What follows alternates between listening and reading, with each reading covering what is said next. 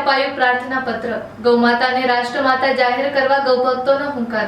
ભારતીય સંસ્કૃતિના પ્રાણ સમાન વેદો અને પુરાણોમાં પૂજનીય તથા જગતજનની તરીકે પૂજાતી ગૌમાતાને સત્વરે દેશના સર્વોચ્ચ માન સન્માન રાષ્ટ્રમાતાનો દરજ્જો આપવામાં આવે તેમજ ગૌવંશની સુરક્ષા અને સંવર્ધન માટે કડક કાનૂની જોગવાઈ કરી ગૌહત્યા પર કાયમી પ્રતિબંધ મૂકવામાં આવે તેવી પ્રચંડ અને દ્રઢ માંગ સાથે આજરોજ અમરેલી જિલ્લા કલેક્ટર કચેરી ખાતે એક ભવ્ય અને વિશાળ પ્રાર્થના પત્ર પાઠવાયું હતું।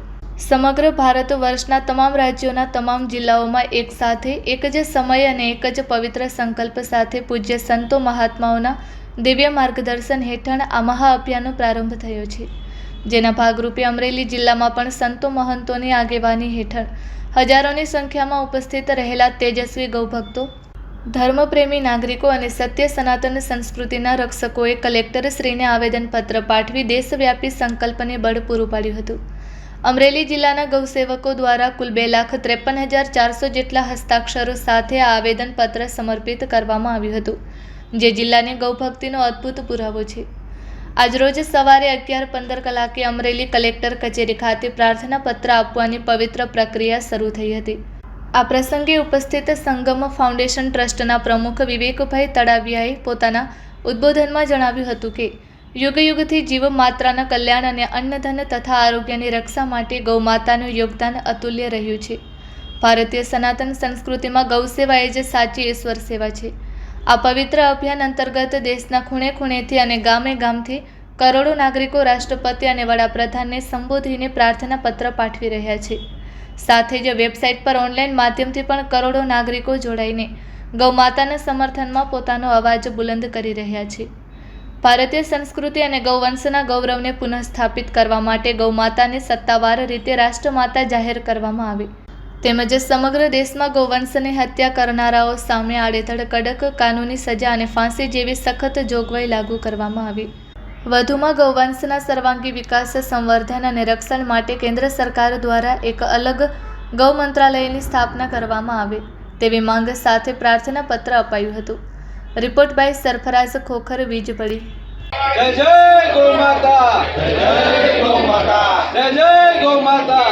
આખા ભારતમાં 3500 થી વધારે સાધુ સંતોએ મળી અને આ અભિયાન શરૂ કર્યું હતું। એ અંતર્ગત આજે અમરેલીમાં પણ આવેદનપત્ર પ્રાર્થના પત્ર દેવામાં આવ્યું છે અને અમરેલી સાવરકુંડલા આજુબાજુના ગ્રામ્ય વિસ્તાર તેમજ અમરેલી સિટી કલેક્ટરશ્રીને ગૌ સન્માનના કાર્યક્રમ અંતર્ગત એક પ્રાર્થના પત્ર આપવામાં આવ્યો છે કે ગૌ માતાને રાષ્ટ્રમાતા ઘોષિત કરો।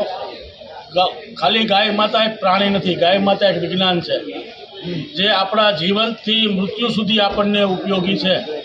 આજે અમરેલી મુકામે અંદરથી થોડું દુઃખ થાય કે નમસ્કાર, વિવેક તળાવિયા, સંગમ ફાઉન્ડેશન ટ્રસ્ટ ચલાળા। ગૌ સન્માન આહ્વાન અભિયાન આખા ભારતની અંદર આજે 27 તારીખે અને સોમવારે સવારે એક સાથે બધી જગ્યાએ પ્રાર્થના પત્ર દરેક કલેક્ટર કચેરીએ દેવામાં આવ્યું છે। આમની પહેલાં પ્રાંત કચેરીમાં દેવામાં આવ્યા હતા, દરેક તાલુકા મથકે। ભારતમાં આ ગાય માતા છે એ રાષ્ટ્રમાતા બને એટલા માટે બધા સંતો દ્વારા આ અભિયાન ચાલ્યું છે।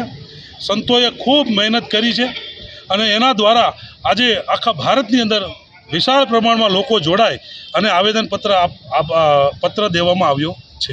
પ્રાર્થના પત્ર છે એ ભારતમાં જે ગૌ માતા વાસ્તવમાં રાષ્ટ્રમાતા જ છે, પણ એને સૈદ્ધાંતિક રીતે એની મંજૂરી મળે, સરકાર દ્વારા એને ખરડો પ્રચાર કરવામાં આવે અને આ ગાય માતાને રાષ્ટ્રમાતા બને એ માટે બધા સંતોએ આજે પ્રાર્થના પત્ર બધા કલેક્ટર કચેરીમાં આખા ભારતમાં એક સાથે આપવામાં આવ્યું છે।